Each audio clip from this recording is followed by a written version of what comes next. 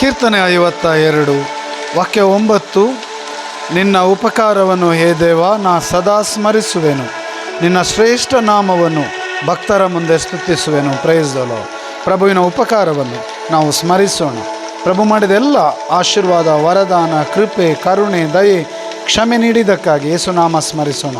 ಪ್ರಭುವಿನ ಶ್ರೇಷ್ಠ ನಾಮವನ್ನು ನಾವೀಗ ಕೊಂಡಾಡೋಣ, ಆರಾಧಿಸೋಣ, ಸ್ತುತಿಸೋಣ, ವಂದಿಸೋಣ. ಬನ್ನಿರಿ ಪ್ರಿಯರೇ, 2 ಕರೆಗಳನ್ನು ನಿಮ್ಮ ಹೃದಯದ ಮೇಲೆ ಇಟ್ಟುಕೊಳ್ಳಿರಿ.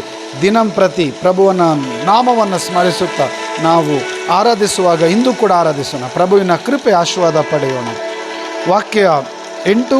ನಾನಾದರೂ ದೇಗುಲದಲ್ಲಿ ಬೆಳೆದಿಹ ಎಣ್ಣೆ ಮರದಂತಿರುವೆನು, ದೇವರ ಸ್ಥಿರ ಪ್ರೀತಿಯನ್ನು ಯುಗ ಯುಗಾಂತರಕ್ಕೂ ನಂಬಿಕೊಂಡಿರುವೆನು. Praise the Lord. ಪ್ರಭುವಿನ ಪ್ರೀತಿಯನ್ನು ನಂಬಿಕೊಂಡಿರೋಣ. Hallelujah, hallelujah, hallelujah. ಪ್ರಭು ಈ ಕ್ಷಣದಲ್ಲಿ ನಿಮ್ಮ ನಾಮಕ್ಕೆ ಸ್ತುತಿ, ಸ್ತೋತ್ರ, ವಂದನೆ.